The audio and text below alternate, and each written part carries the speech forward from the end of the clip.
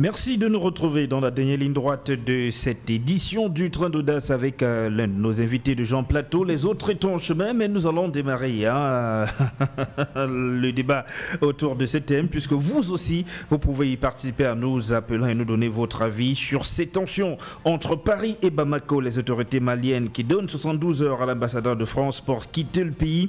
Quelle incidence ont vu Dr Marcellin Mbema? Bonjour. Bonjour Sylvestre, bonjour aux nombreux téléauditeurs. Téléauditeurs, ouais, c'est le mot que je cherchais.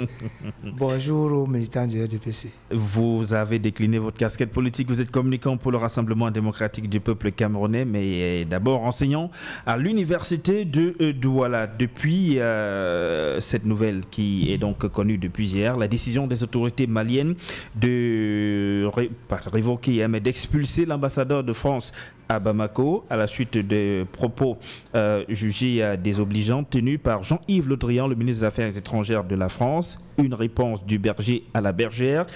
Entrevoyez-vous quelques incidences, des représailles contre Bamako venant de Paris?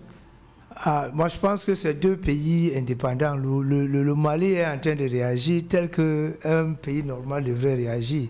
Nous sommes ici dans une situation d'incidence diplomatique. Et quand c'est comme ça, là, en fait, la France qui a commencé devait elle-même d'abord appeler son ambassadeur parce qu'il savait que ça allait arriver à un bon pays. Quand c'est comme ça, on expulse d'abord, parce que vous avez bien utilisé le mot. Les gens sont en train d'utiliser le mot démocratique, mais diplomatique. Mais dans ce genre de situation, c'est expulsé. L'expulsion. Oui, on demande de partir. Vous devez partir. Comment? Vous ne pouvez pas vous mettre à parler d'un pays alors que nous avons vu des situations comme ça là, dont le Mali est en train de... En fait, le gouvernement. Vous ne pouvez pas appeler un gouvernement la junte et vous demander qu'elle continue à croire ce que vous dites. Ce n'est pas possible. Si vous pensez que c'est la junte, elle a réagi alors maintenant comme un vrai gouvernement. Parce qu'un vrai gouvernement, quand il y a une situation diplomatique, on prend d'abord un temps d'arrêt. Bon, cela ne veut pas dire que c'est coupé complètement. Non. On peut revenir. Ça, c'est la diplomatie. On prend d'abord un temps d'arrêt. Et c'est ça le temps d'arrêt. Ça dit qu'on expulse d'abord, chacun rappelle, pour ceux qui sont galants, ils rappellent, eux-mêmes savent que ça va arriver à ce point. Vous rappelez d'abord votre ambassadeur. Et sinon, le gouvernement chasse l'ambassadeur dont il est question. Mais qu'est-ce qui dérange dans l'utilisation de cette expression par Paris, puisque la définition d'une junte, c'est un groupe de militaires de haut rang qui se saisissent du pouvoir politique. C'est bien le cas au Mali, non? Oui, mais ça dit que les Français ne traitent pas les Maliens, le gouvernement malien, comme un gouvernement normal. Ils estiment que c'est un gouvernement illégal. Exactement. C'est pour cela. Mais pourtant, ce gouvernement est soutenu par la population. C'est une question de la population. La population supporte ce gouvernement, pense qu'il est temps que les relations changent. Peut-être avec les militaires, ça pourra changer et que le Mali pourra se faire respecter. En fait, c'est ce que moi je pense que les Maliens veulent, que le Mali se fasse respecter. Alors vous qui suivez l'actualité, qu'est-ce qui peut amener à penser qu'on soit arrivé à cette situation entre Paris et Bamako, quand on sait quand même que le Mali, sous l'emprise du djihadisme dans sa partie nord, bénéficie de l'appui de la France qui a envoyé de nombreux soldats.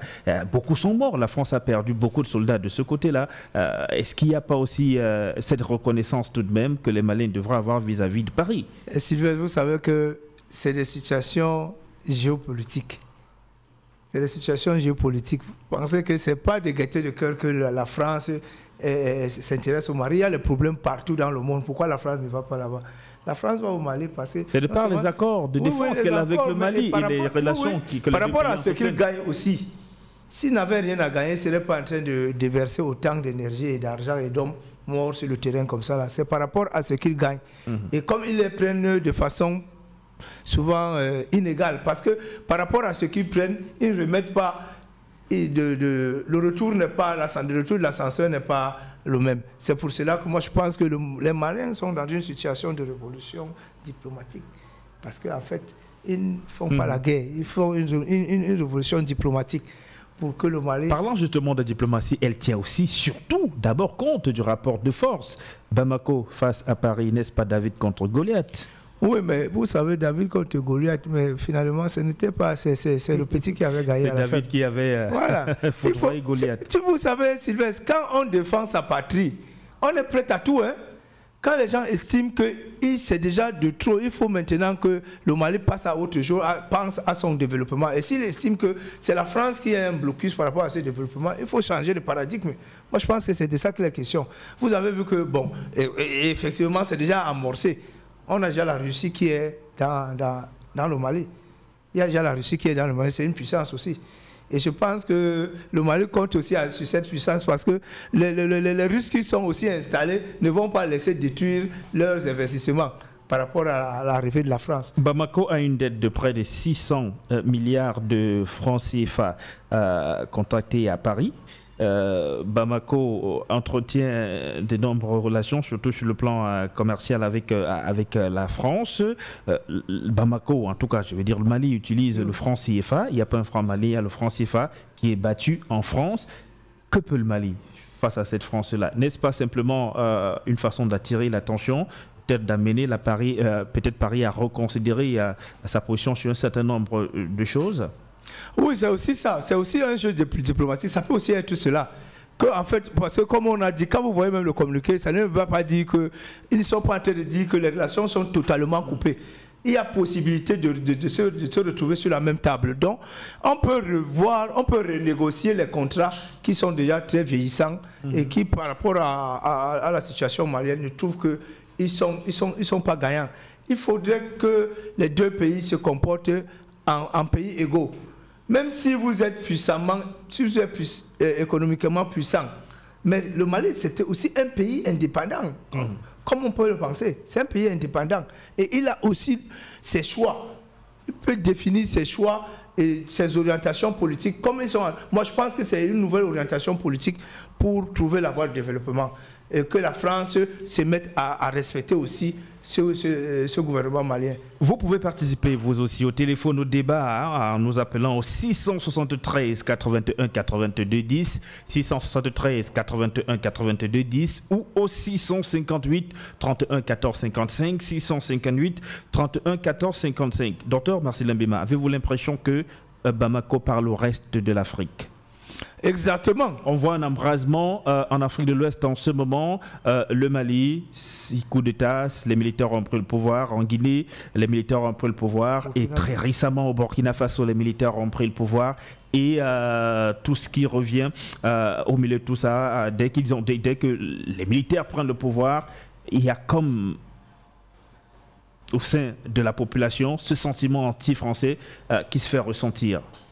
Ah oui, puisque je pense d'abord Parce que pour le cas du Burkina Faso, par exemple, avant même que la France ne prenne le pouvoir, lorsque une certaine partie de l'armée française était en train de déménager tout son matériel de guerre du Mali, passant par le Burkina Faso, ce matériel a été stoppé par la population de Burkina Faso. Il a fallu de fortes tractations sur le plan diplomatique pour que le contingent puisse poursuivre sa route.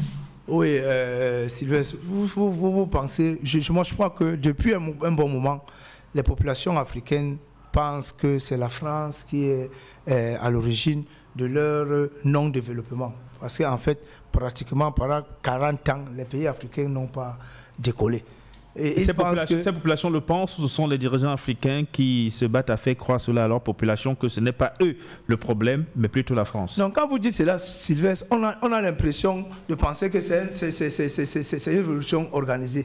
Nous voyons que ce sont des choses spontanées. Ces activités sont souvent spontanées. Quand la population sort, personne ne demande à la population de sortir. Moi, je ne pense pas que c'est les autorités qui encouragent la population. Et donc Bamako parle au reste de l'Afrique? Oui. Dans tous les cas, quand on est dans une situation comme celle-ci, les voisins, tout le monde doit regarder et voir. Puisque les pays africains ont presque les mêmes problèmes. Bon, comme ils ont les mêmes problèmes, une situation réglée, très bien quelque part, peut être un exemple pour les autres. Donc c'est ça le problème. Mais n'oublions pas que nous sommes en démocratie. Bon, parce que c'est ça qui fait un problème. En démocratie, on ne prend pas le pouvoir par les armes. On prend le pouvoir par les urnes. C'est ça qui est un dilemme ici. Parce que on ne peut pas se mettre à autoriser qu'à chaque coup, quand quelqu'un se lève d'un coup, il vient prendre le pouvoir par force. La force n'est pas en démocratie. La force, c'est la force des urnes. C'est de ça qu'il est question. Et on voit d'ailleurs que dans ces pays, hein, le Mali, le Burkina Faso ou encore la Guinée, ce sont des pays qui ont un sous-sol extrêmement riche, mais qui ne bénéficient, dont les richesses ne bénéficient pas véritablement aux populations. C'est pour ça que j'ai parlé dès mon entame de l'intérêt que a la France pour venir dans ces pays. Vous savez, c'est aussi des investissements en descendant. Quand ils disent qu'ils font la protection, c'est par rapport aux intérêts qu'ils ont dans ces sous-sols. Mais nous avons toujours posé cette question, docteur Marcelin Mbima. Si vous et moi faisons des affaires, les affaires sont d'abord basées sur le profit. Si je bénéficie des affaires que nous faisons, vous et moi, à l'ordre de 80% et vous 20%, vous m'accuserez de vous spolier? Non, c'est vous qui l'avez accepté, non? Oui, Sylvestre, vous savez que si vous trouvez l'entreprise de votre père, que votre papa ou bien votre grand-père avait une entreprise en 1902 et qu'aujourd'hui, vous, en 2022, c'est vous qui devez gérer la société. Je pense que vous n'allez pas continuer à aller sur les mêmes accords. Parce qu'il y a eu l'évolution, le temps a évolué, tout a évolué. Il faudrait maintenant, il faut revoir certains accords. Ça dit que les pays africains ne demandent pas à couper totalement, mais il faut revoir certains accords. À revoir la coopération. Tout à fait, parce qu'on constate aujourd'hui que ça ne nous profite pas. Ça ne nous profite pas. Donc il faut qu'on change et que chacun trouve son profit. Mais qu'est-ce qui continue d'y maintenir les États africains dans ces relations? Ah oui. Oui, mais ce sont ces accords. Ce sont ces accords. Vous savez que... Il peut bien les rompre, non? C'est pas facile, Sylvestre. Nous, en démocratie, vous ne pouvez pas signer quelque chose, tourner le dos. Ce n'est pas les affaires du quartier. Mais on voit quand même qu'il y a cette émancipation des dirigeants africains depuis un peu plus d'une décennie maintenant, hein, qui est de plus en plus perceptible. D'abord, Paul Biya qui dit devant François Hollande que ne Dieu pas pouvoir qui veut, mais qui peut. On ne l'aurait jamais imaginé, voir un chef d'État africain à côté d'un chef d'État français dire ne Dieu pas pouvoir qui veut mais qui peut. Et puis récemment avec tout ce qui se passe au Mali, surtout arriver à l'expulsion du représentant de la France, parce que c'est la France. La réponse de la France a d'ailleurs été claire. Hein. Il y a Zemmour qui est candidat à la prochaine présidentielle française qui estime que la France a été humiliée. La France qui envoie ses soldats mourir pour sauver les Maliens du djihadisme, mais reçoit en revanche de l'humiliation. Et donc lui, il pense qu'il faut revoir la politique française sur le continent africain. Exactement, c'est ce que nous voulons tous et c'est ce que le président Paul Biya a fait. Oui, mais sauf que lui, certainement, quand il pense de revoir cette politique, ce n'est pas pour dire que la France ne va plus profiter de l'Afrique. Parce que d'abord, ce qu'il veut, c'est que son pays reste prospère. Et si son pays peut tirer parti de sa relation avec le continent africain, il n'hésitera pas à le faire. Ils en tirent exagérément. C'est pour cela qu'on pense que ça doit être équitablement réparti. Qui n'en tirent pas seulement pour eux, et que les pays africains trouvent aussi leur compte dedans. C'est de ça qu'il est question. Quand vous avez tout votre or en France, tout cela, vous pensez que vous allez fonctionner comment? Vous regardez comment les pays africains sont asphyxiés. Pourtant, ils ont les moyens. Ce sont les accords, ces anciens accords-là qui les tiennent. Il faut être capable de dire non. Les pays entre guillemets du précaré français, leur sous-sol appartient à la France. Si beaucoup de pays ont ces accords avec la France, qui datent de l'époque coloniale, qui restent en vigueur, qui restent en vigueur. Mais comment imaginer quand même que vous allez à Côte d'Ivoire par exemple, où le palais présidentiel est loué à la Côte d'Ivoire par la France? C'est inimaginable quand même. Un palais présidentiel.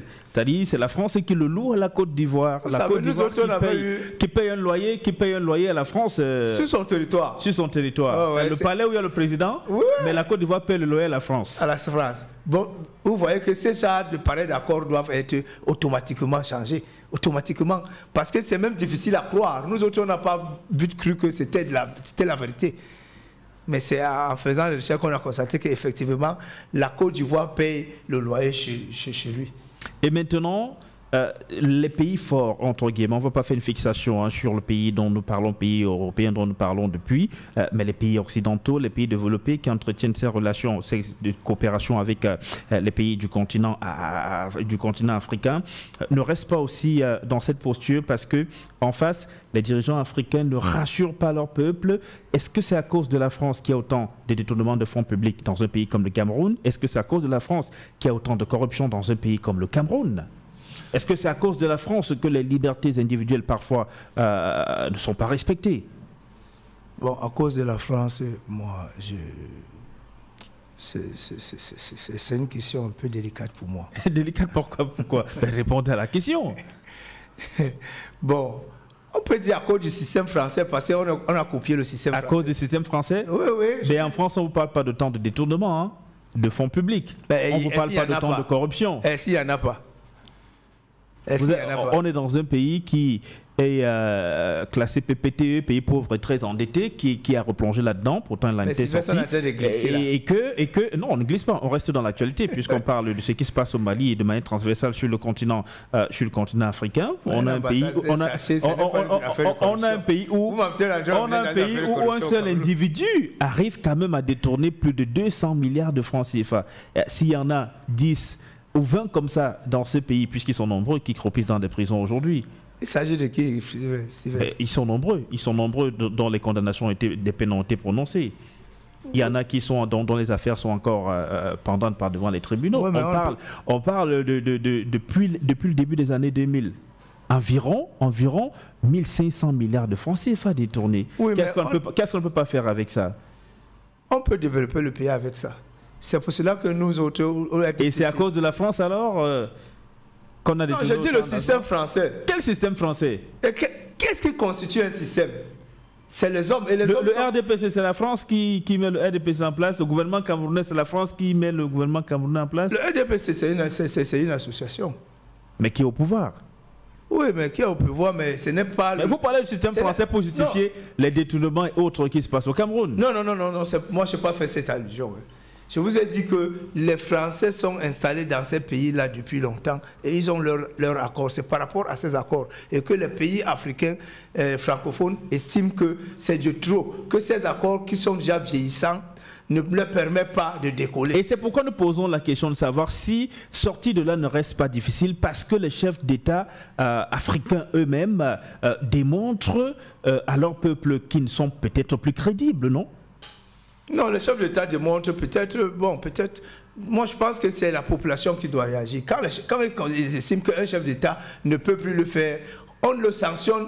On a choisi la démocratie, on le sanctionne pendant les élections, c'est tout. Dans les urnes? Oui, dans les urnes. Quand on est fatigué d'un chef d'État, on pense que la sanction c'est dans les urnes. On attend les élections et puis on monte. Mais si un chef d'État est là et qu'il continue à gagner les élections, surtout comme chez nous au Cameroun, avec une large majorité, ça veut dire que le président de la République est en synergie avec sa population, avec son peuple. Sinon, on allait choisir autre chose. La situation au Mali, donc, avec l'expulsion de l'ambassadeur de France à Bamako au Mali, c'est une décision qui a été prise hier par les autorités maliennes en réponse à ce qu'a avancé comme propos ces derniers temps Jean-Yves Le Drian, le ministre des Affaires étrangères de la France, des propos jugés extrêmement discourtois, lui qui estime que la jeune militaire au pouvoir, elle est illégale, quelque chose que n'approuvent pas du tout les autorités en place au Mali. Nous allons prendre un petit break, on se retrouve juste derrière pour poursuivre ce débat. Tout de suite.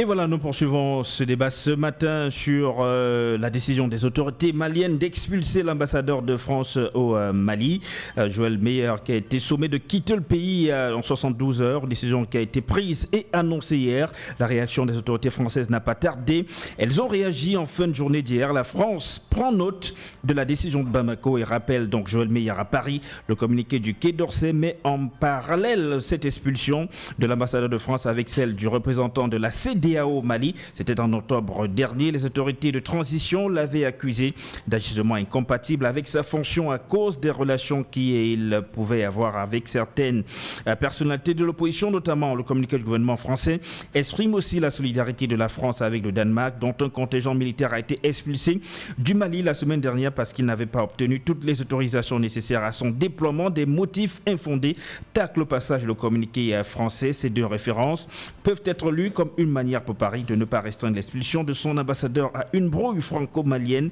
mais plutôt de la placer dans un contexte de relations tendues du Mali avec l'ensemble de ses partenaires traditionnels. Voilà la voie de sortie que trouve Paris dans cette affaire. Hein. Donc ce n'est pas une fixation selon Paris sur les relations entre Paris et Bamako, mais c'est l'attitude de la junte, comme la qualifie Paris en ce moment, la jeune militaire au pouvoir au Mali. C'est son attitude, la conséquence de son attitude avec l'ensemble des pays avec, des institutions avec lesquelles le pays entretient des relations.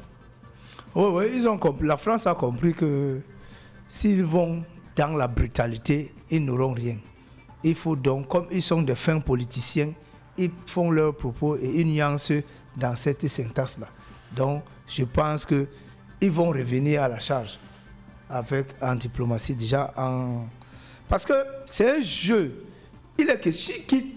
La Russie est là. Mais l'histoire nous parle aussi, docteur Marcelin Mbema. On a vu cet excès, si on peut qualifier cela d'excès de zèle, en Guinée avec le capitaine Moussa Dadis Camara, qui, de manière un peu trop forte, on sait ce qui est arrivé. Hein.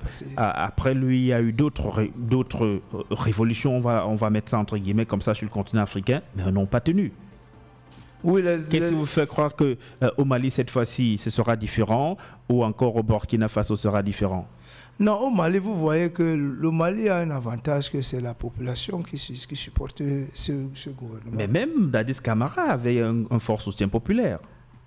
Maintenant, c'est de la stratégie. Est-ce qu'ils se sont suffisamment préparés? S'ils se sont suffisamment préparés, parce qu'en fait, quand on arrive à ce stade, on connaît la représailles et on doit être prêt à réajuster à tout moment. On doit avoir tous les plans pour arriver à son but. Quel est même le but même de cette junte? Il faut déjà savoir. Quand les gens prennent le pouvoir, quel est leur but? C'est par rapport à ce but-là qu'on saura si ça va résister ou pas. Parce que ici, la France a intérêt à ne pas laisser cette colonie riche. Et voyant installer les autres puissances, bon, elle a voulu passer par force. Et en tant que fin diplomate, ils sont revenus dans leur communiqué. Vous voyez que ce n'est plus dans la force, en disant qu'il y a toujours une possibilité de faire que ce qu'il a fait, qu'ils réagissent de cette manière parce que la junte est brutale. Mais un militaire est comment? C'est même cette brutalité qui fait même que la population supporte même ce gouvernement de militaires. Parce que la population estime que les autres sont à la merci de ces Français et qu'il faut changer de paradigme. Le Mali est quasiment mis sous embargo par la CEDEAO, l'organisation sous-régionale, les pays de la sous-région avec lesquels le Mali entretient de fortes relations sur le plan économique. D'ici à là, pensent certains économistes, le pays va commencer à ressentir les affres de cette réalité. Et à un moment donné, le peuple qui soutient la junte aujourd'hui pourrait commencer à grogner. Effectivement, pourrait. Et peut-être ça ne pourra même pas. Peut-être pourrait. Mais vous savez, mais un peuple qui telle que l'organisation est faite, quand la CEDEAO a sanctionné le Mali, vous savez qu'il y a des gens qui sont contre. Il y a aussi certaines personnalités, certains pays qui sont contre. Certaines institutions qui sont contre cette sanction. Donc ça veut dire que ils peuvent faire le poids. Ceux qui sont contre peuvent soutenir le Mali jusqu'à échéance. Et ça fait que le Mali aura gagné cette bataille. Parce qu'il faut que ça commence, il faut un clic quelque part. Quand les Français eux-mêmes reconnaissent que c'est une humiliation qu'un pays africain qui ne respecte pas peut dire à un Français de partir sur un diplomate. Mais eux, en France, ils expulsent bien les diplomates d'autres pays tous les jours, non? Non, mais je vous ai dit qu'ils pensent qu'ils sont un grand pays. Mais c'est pas faux. Les autres pays... Par rapport au Mali, ce n'est pas faux. Par rapport aux pays africains, ce n'est pas faux. C'est un grand pays, la France, même dans le concert des nations, sur le plan mondial. C'est un grand pays, la France. Oui, c'est un grand pays. C'est quand même la 6e puissance mondiale, la France. Oui, c'est un grand pays, une puissance mondiale. Ça veut dire que... Mais c'est aussi un pays. Ça veut dire que les Maliens aussi sont un pays qui est indépendant. Supposons, on est dans la Coupe d'Afrique des Nations en ce moment au Cameroun. Il y a eu 24 équipes. Toutes les équipes ne se valaient pas. Il y a des grandes équipes et les petites équipes. Mais le respect sur le terrain était autorisé, n'est-ce pas? Ceux qui ont négligé ces petites équipes ont vu de leurs propres yeux. Donc, si la France continue à penser que le Mali ne peut rien faire elle peut être surprise demain par le soutien que le Mali, si le Mali s'est préparé bien. Parce que pour faire ce genre de combat, on s'entoure aussi des autres. C'est une affaire géopolitique. On s'entoure aussi de certains partenaires aussi de haut vol, comme la Russie. Je ne pense pas que la Russie va laisser que ce pays soit pillé alors qu'elle a déjà investi dans le Mali. Ben, pas de manière officielle, hein. On parle de la présence de la force Wagner, qui est un corps constitué d'anciens militaires russes, mais le Mali n'affirme pas la présence, ne reconnaît pas la présence de cette force Wagner sur son territoire. La France le dit de manière claire que Wagner est sur son territoire, mais qu'est-ce qui vous fait penser qu'avec la Russie les choses iraient mieux? Non, le problème c'est seulement de changer de partenaire. Quand vous avez un partenaire qui n'a rien produit pendant longtemps, après il faut changer. Puisque vous n'allez pas rester... Les Africains ont multiplié leurs partenaires aujourd'hui, notamment la Chine. Oh ouais, avec le président Paul Biya. Qu'est-ce que ça a apporté? Non, ça fait que nous, on ne peut pas avoir ce genre de situation. Que quelqu'un se lève là-bas parce qu'il pense qu'il est une ancienne colonie, commence à nous dicter les ordres, n'importe comment, ça ne peut pas se faire. Le président Paul Biya l'a dit devant tout le monde. Mais quand le Cameroun n'est pas la chasse. Mais quand ce même président Paul Biya, après un grand dialogue national qui ne concerne que son pays, qu'il organise, après, il va rendre compte au président français. On doit interpréter ça comment? Vous avez mal interprété. C'est lui-même qui l'a dit. Qu'il allait rendre compte à Emmanuel Macron du grand dialogue. Vous avez seulement mal interprété. Qu'est-ce qu'il voulait dire? Il était sur le terrain français. Vous vouliez qu'il dise quoi? Il était sur le terrain français. Vous vouliez qu'il dise quoi? C'est la diplomatie. C'est qu'on a interprété ça comme ça. On n'a pas tenu compte de la situation, de la diplomatie. La diplomatie a ces mots qu'elle utilise. Mais ça ne veut pas dire la même chose. Quand on vous dit que l'ambassadeur a été rappelé, ça ne veut pas dire qu'on l'a rappelé exactement. Là, on l'a expulsé. Mais comme la diplomatie, elle est subtile dans la langue, c'est pour cela que le président a dit que je suis venu. Il était en France. Et il venait de finir avec le dialogue. Qu'est-ce que vous voulez qu'il dise à ce moment, en tant que diplomate? C'était le thème approprié? Oui. En diplomatie, c'était le thème approprié. Vous avez des disputes avec votre épouse, ce que nous ne vous souhaitons pas, et vous allez rendre compte aux voisins, ou alors je ne sais pas trop à... Qui est l'épouse? Qui est l'épouse? C'est une affaire camerouno-camerounaise. Oui, mais ça ne veut pas dire que le grand dialogue national, c'est une affaire camerouno-camerounaise. Oui. Mais le Cameroun qui a organisé son grand dialogue national pour trouver une solution à son problème. Et après les assises, tous les fils et filles du Cameroun sont assis. Et le président va en France. Exactement. Il allait exprès pour cela. Il était en France. Il allait exprès pour cela. Vous ne connaissez pas l'agenda. Ça avait été annoncé. Oui, ce n'est pas au Cameroun. C'était une visite officielle. Oui. Et donc il allait rendre compte. Il a dit qu'il allait rendre compte au président français. Il était sur le terrain français, ça c'est en diplomatie. Cela ne veut pas dire que c'est le compte rendu qu'il est venu donner. C'est ce qu'il nous a dit. Je vous ai dit que ça il faut interpréter ça de façon diplomatique. Les diplomates ne parlent pas comme nous.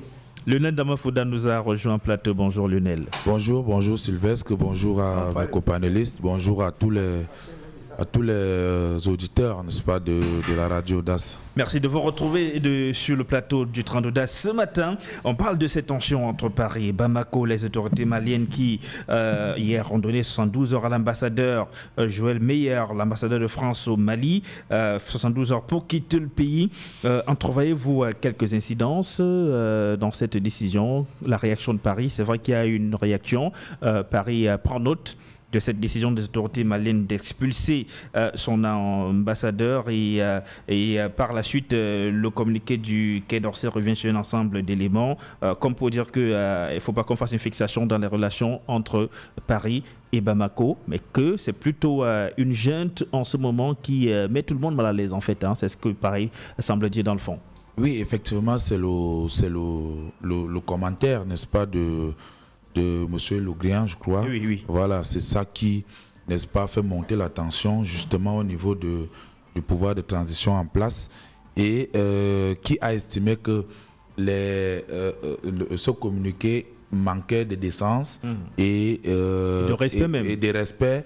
Donc, pour cela, ils ne peuvent plus continuer à supporter un certain nombre de choses. Et vous savez que déjà de façon latente, il y a des tensions entre le Mali et la France, effectivement sur ce que vous parliez tout à l'heure, sur la soupçon, n'est-ce pas, d'une organisation russe, n'est-ce pas, qui serait présente du côté du Mali, ce que la France ne digère d'ailleurs pas.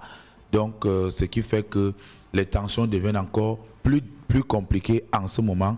Vous posez la question de savoir est-ce que le Mali ne craint pas un rebondissement peut-être de la part de la France. Naturellement, oui. Pour la France... Parce que dans les relations diplomatiques, quand même, le rapport de force est à prendre en compte. Hein? Oui, le rapport de force, il est à prendre en compte. Mais maintenant, ce que la France n'a pas compris, que ce n'est pas des personnes assez ordinaires qui sont au pouvoir en ce moment. C'est des personnes qui ont une culture un peu différente de la culture politique. C'est des militaires. Le militaire n'a pas forcément la culture politique, il a la culture militaire. Et quand vous regardez l'agissement, n'est-ce pas, de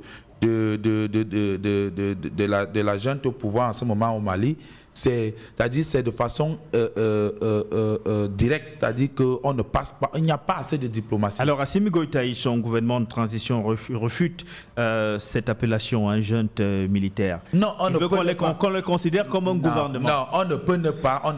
À la base, ils ne sont pas des politiciens. C'est pas, ils n'ont pas été élus démocratiquement. Donc, on ne peut qu'appeler ça comme ça. Ça c'est et j'ai peur parce que ça devient une coutume.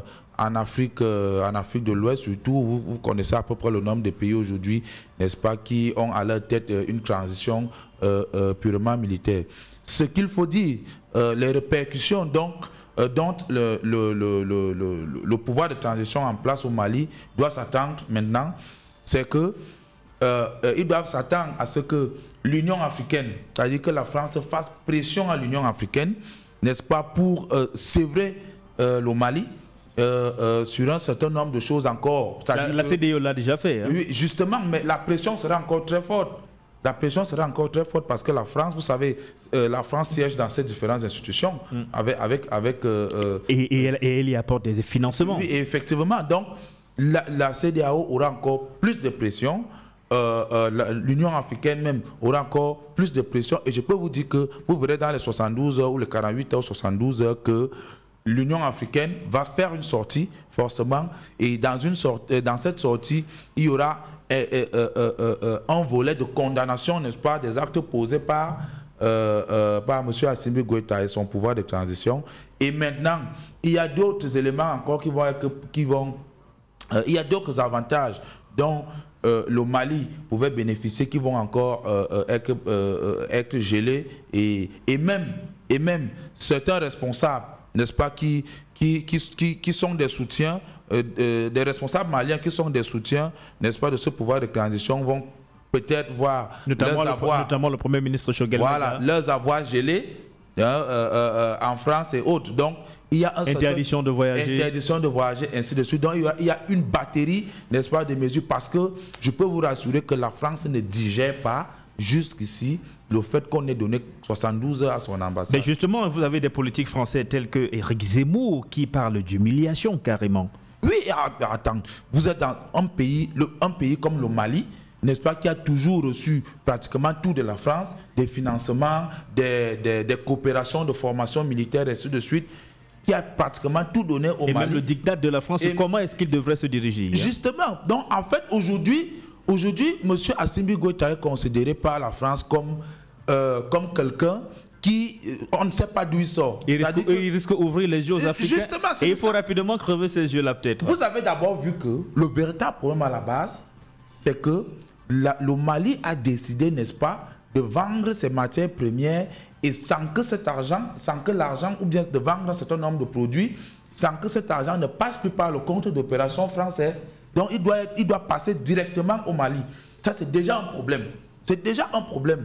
Donc, et ensuite, lorsque vous parlez de la présence militaire française à Kidal et autres dans certaines villes, n'est-ce pas, du Mali, on sait ce qui se passe là-bas, le pillage du sous-sol et autres. Ça veut dire quoi? Ça veut dire qu'il y a un double problème. Le premier problème est que la France sera désormais sévrée d'un certain nombre de produits, de matières premières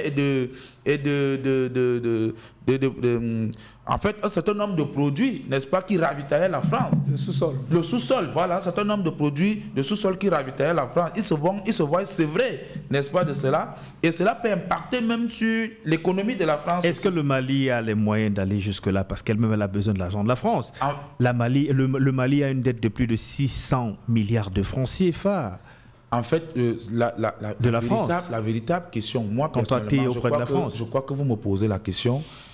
C'est quelque chose dont moi-même je me pose la question. Est-ce que le Mali va vraiment supporter à long terme, à court et à moyen terme? On a vu en Guinée, il y a plus de 10 ans maintenant, le cas du capitaine Dadis Camara, qui lui était plus virevoltant que le colonel Assimi Goïta, mais a-t-il tenu? C'est au sein de sa propre équipe même qu'on l'a forcé au silence.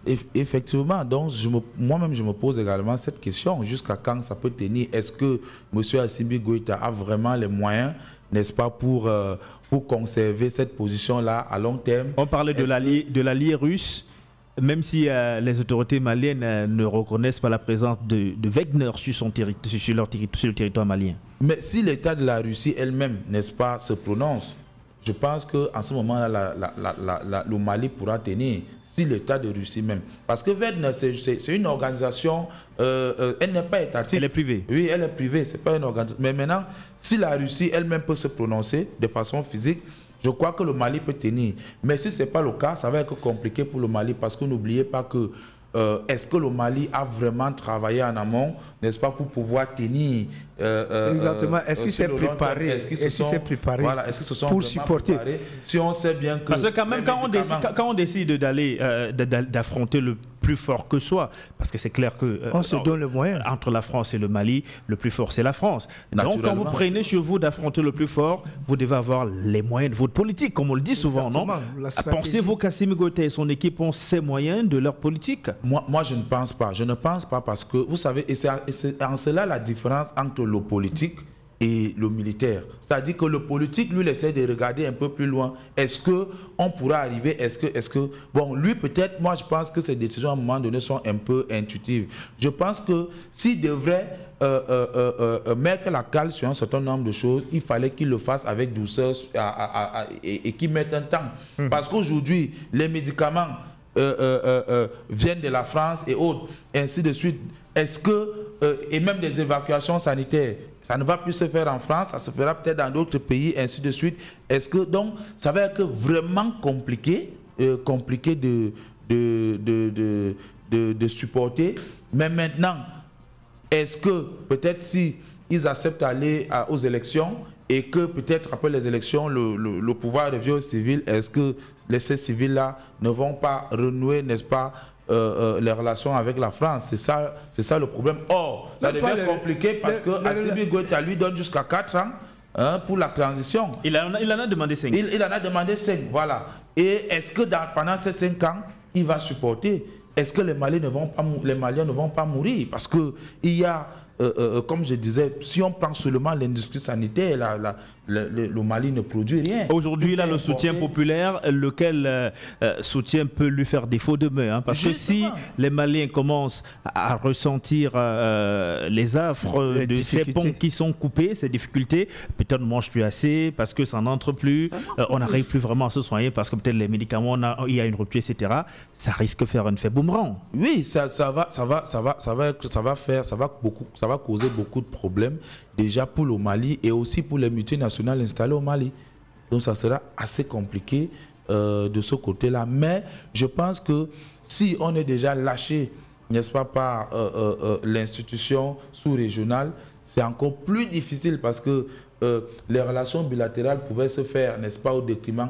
Le Mali pouvait passer par un État voisin, n'est-ce pas, pour s'approvisionner sur un certain nombre de choses. Vous voyez. Mais on sait ce qui s'est passé avec la Côte d'Ivoire de Laurent Gbagbo. Hein. Voilà. On sait que l'un des principaux comptes de l'État ivoirien souligne notamment qui servait à payer les salaires des fonctionnaires était logé dans une banque française. On ne va pas la citer ici. On avait coupé les ponts, c'est-à-dire cette banque n'admettait plus la signature venant du gouvernement Gbagbo. Et c'est maintenant le gouvernement qui était logé à l'hôtel du Golfe, qui était le gouvernement de Ouattara, qui pouvait signer. Et donc, les fonctionnaires ont commencé à ressentir cela, les salaires ne passaient plus parce que la banque ne payait plus, etc. etc. Et c'est le cas avec le Mali aussi. Hein. L'un des principaux comptes du Mali est logé dans une banque française. C'est pour cela que l'inquiétude naît. Parce qu'en entrant dans ce jeu, si ces militaires ont préparer la stratégie, sachant que ça va être dur. Mais comment on va pouvoir résister? Parce qu'il est question de résister. C'est comme une guerre. Il faut résister. C'est à la longue. Mais si les Français, tels qu'ils ont dit qu'ils ont estimé qu'ils ont été humiliés, ils vont passer ils vont monter d'un cran et puis on va constater. Et on peut bien l'imaginer, puisque dans les relations diplomatiques, si vous démontrez des signes de faiblesse, c'est quelque chose d'extrêmement grave en diplomatie. Par là qu'on a il faut toujours rester fort. Oui, oui. Et donc, si la France perdait d'aventure la main sur le Mali, vous pensez qu'elle aurait perdu la main sur beaucoup de pays africains et que le sachant, elle ne peut se permettre de perdre la main sur le Mali. Donc on peut imaginer que ce que les autorités maliennes viennent de faire ne va pas rester sans conséquence. Exactement. Paris va forcément réagir. Il va forcément. Et de la manière la plus forte. Puissante même. Parce qu'il faut montrer l'exemple à un enfant. Ouais. Quand vous avez une salle de classe où les enfants commencent à ne plus respecter l'ordre.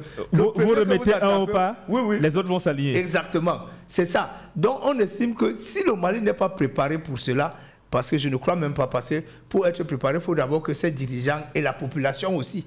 Mais je ne sais pas quand ils ont préparé la population à attendre que ça va être dur. Dans tous les cas, ça va être dur, tel que c'est parti là. Ça va être dur. Il faudrait que l'équipe soit préparée. Si l'équipe est préparée, peut-être ils vont trouver des subterfuges pour que cela n'impacte pas trop sur la population. Parce que quand la population encaisse beaucoup, elle réagit. Elle ne sait pas supporter. On ne met pas la population dans la stratégie. Il faut trouver toujours les palliatifs pour la population, même si c'est comment. Comme vous avez pris l'exemple tout à l'heure, quand les fonctionnaires ivoiriens n'avaient plus de salaire, non, ils ont ça capoté. Le Gbagbo président avait changé, hein, c'était plus ça. Ah, bien sûr. C'était Gbagbo on a faim, Gbagbo on a faim. Parce que moi, quand vous êtes chef de famille et que tous les enfants viennent vous dire, un enfant, mais si tous les enfants sortent de leur chambre, vous trouvez au salon, vous cherchez depuis, vous dites papa, un enfant, les gens pleurent la famille un peu partout, vous serez plus à l'aise. Même si vous êtes dur, comment vous cédez?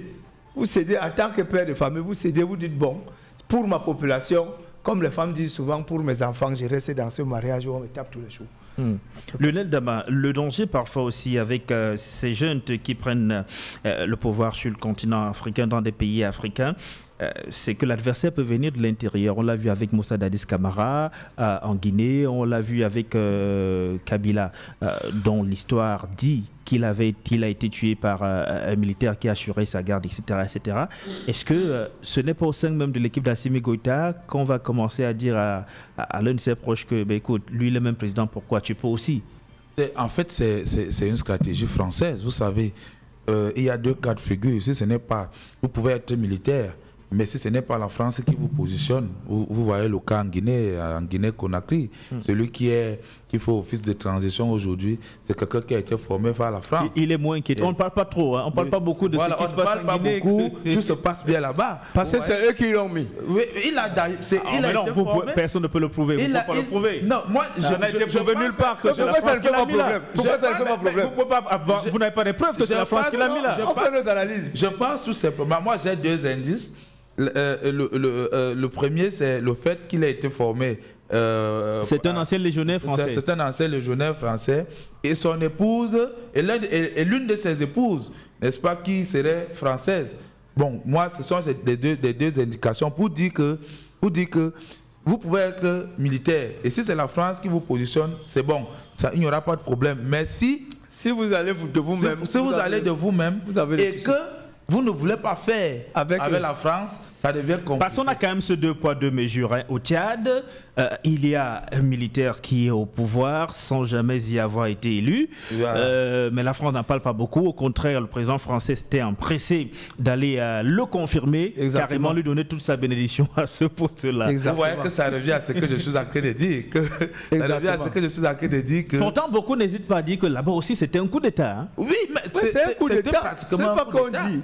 C'était pratiquement un coup d'État. Puisqu'ils n'ont pas passer par les élections. Voilà. Donc, c'est de ça qu'il s'agit. Lorsque un civil, c'est pourquoi j'ai dit ceci, n'est-ce pas? Si vraiment il y a une véritable transition, même s'ils arrivent à supporter pour cette période de transition, le politique qui va prendre le pouvoir n'aura pas de choix que de faire avec la France. Pourquoi? Vous savez, nous sommes des pays pauvres. nous n'avons pas une industrialisation assez poussée. Nous n'en avons même presque pas en tissu industriel. Alors, vous savez... Et il y a les accords qui nous lient. Voilà. Et vous savez bien qu'en Afrique, nous importons, surtout en Afrique subsaharienne, nous importons pratiquement 80% de ce que nous utilisons. Et la France est l'un des premiers partenaires économiques de la plupart de ces pays africains. La plupart de ces pays africains. Donc, ce qui fait que ça va être extrêmement compliqué. Moi, je pense même d'ailleurs que c'est impossible parce que ça n'a pas été préparé à l'avance. Mais au moins, quelle que soit l'issue de tout ce qui se passe, on voit que ça a un impact sur les mentalités des populations africaines qui de plus en plus se réveillent, qui de plus en plus se disent mais non, il y a des accords qui nous tiennent depuis, des accords qui nous lient, il faut en sortir. Parce que c'est ça la principale problématique, Dr Bima. Exactement, c'est de ça qu'on parlait ici au départ. C'est-à-dire que vous avez des accords qui durent plus d'une centaine d'années. Or, la vie a évolué, l'environnement a évolué, tout a évolué, mais les accords n'ont pas évolué.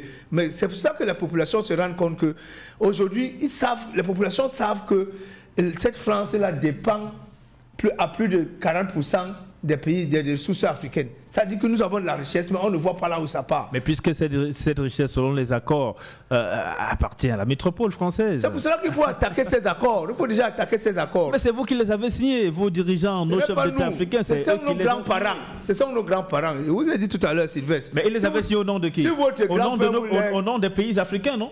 Oui, mais le temps a évolué, l'environnement, tout a évolué. Il faut qu'on tienne compte. C'est pour cela que nous voulons les hommes forts qui puissent faire qu'on revienne sur la table pour renégocier.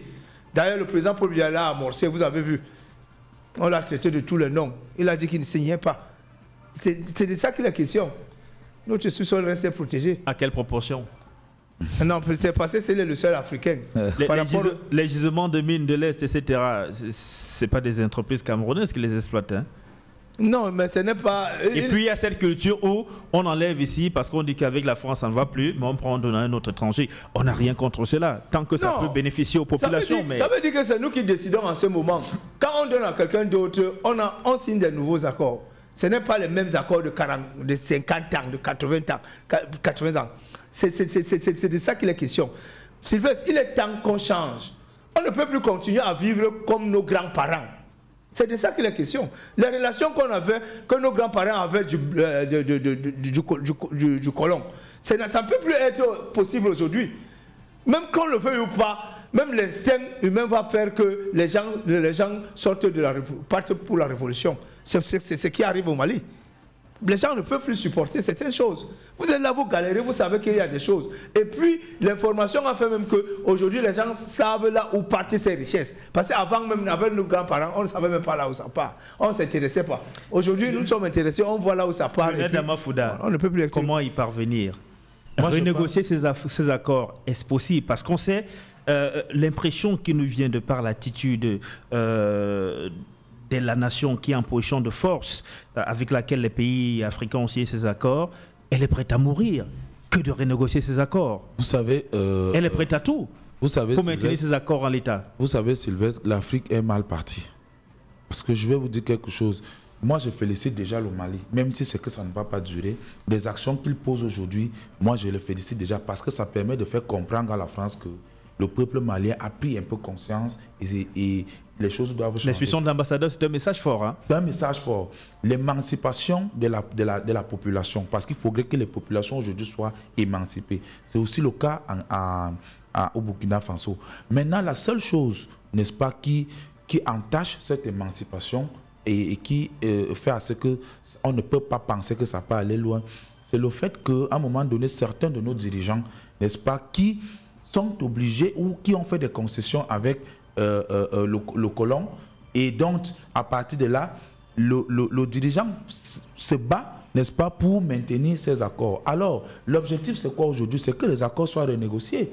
Vous ne pouvez pas avoir des accords, n'est-ce pas, qui donnent 80% de possibilités aux colons et 20% au pays même qui détient les richesses. C'est pas normal. Vous avez votre argent, mais c'est le voisin qui le garde. C'est le voisin qui le garde. Et qui l'utilise même. Et quand vous en avez besoin, c'est lui qui vous dit combien il peut vous donner. C'est ce que le S'il vous donne même, il peut vous dire qu'il ne donne rien. C'est ce que le docteur est en train de dire, que les accords qui ont duré 50 ans, qui ont été signés il y a 50 ans, doivent être revus. C'est-à-dire qu'on doit repartir sur des proportionnalités intéressantes pour l'Afrique. n'est-ce pas? Si vous pouvez exploiter et si on peut faire du 50-50, ça va aller. Mais maintenant, la France n'entend pas ça. En fait, l'Occident, c'est-à-dire nos anciens... tous les colons. Tous ces colons, ils n'entendent pas ça, du 50-50. Non, ça ne peut pas marcher. Ils estiment toujours que jusqu'aujourd'hui, nous sommes toujours dans la même caverne de la période où les contrats étaient, ces accords étaient signés. Ce n'est pas du tout normal. Donc, il est question que l'Afrique, n'est-ce pas, s'émancipe et sorte, n'est-ce pas, de la caverne dans laquelle... Comment avons-nous des moyens sur le continent africain?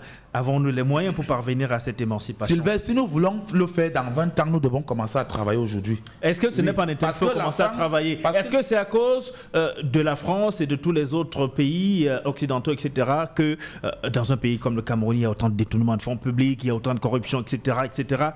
Oui, mais je vais vous dire quelque chose. La plupart de ceux qui détournent ces fonds publics, leurs amis sont en France, c'est des Français. C'est des Français. Oui, mais ce n'est pas eux qui viennent détourner cet argent. Mais cet argent va où?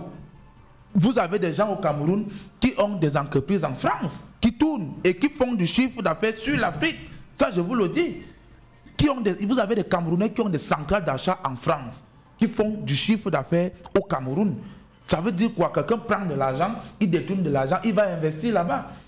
Et il va investir là-bas, on ne va jamais lui refuser le visa parce qu'on sait. Vous savez, le consulat que vous voyez là, toutes les informations, ils ont toutes les informations. Si vous arrivez, il suffit que vous appelez, on ne vous donne pas le rendez-vous.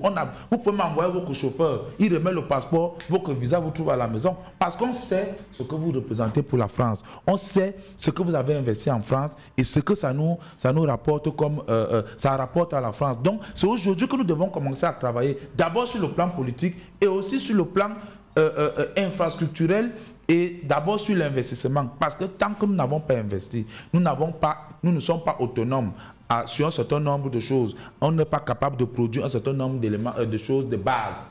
Nous allons rester dans ce jour-là. Parce que c'est ça l'objectif du colon, c'est de vous maintenir dans la situation dans laquelle nous sommes, de telle sorte que lorsqu'on veut lever la tête, n'est-ce pas, il vous rappelle que vous ne pouvez pas survivre parce que vous n'avez pas ceci, vous n'avez pas cela. C'est le cas aujourd'hui au Mali.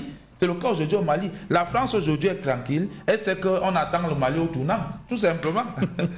Merci à tous les deux d'avoir été là ce matin pour ce débat enrichissant. Mesdames et messieurs, vous étiez nombreux vous aussi à nous suivre à travers le monde entier. Nous vous en remercions. S'il plaît à Dieu, nous serons toujours en votre compagnie demain matin lorsqu'il sera 6h30 d'ici à là. Restez en compagnie de nos programmes qui se poursuivent. Au revoir.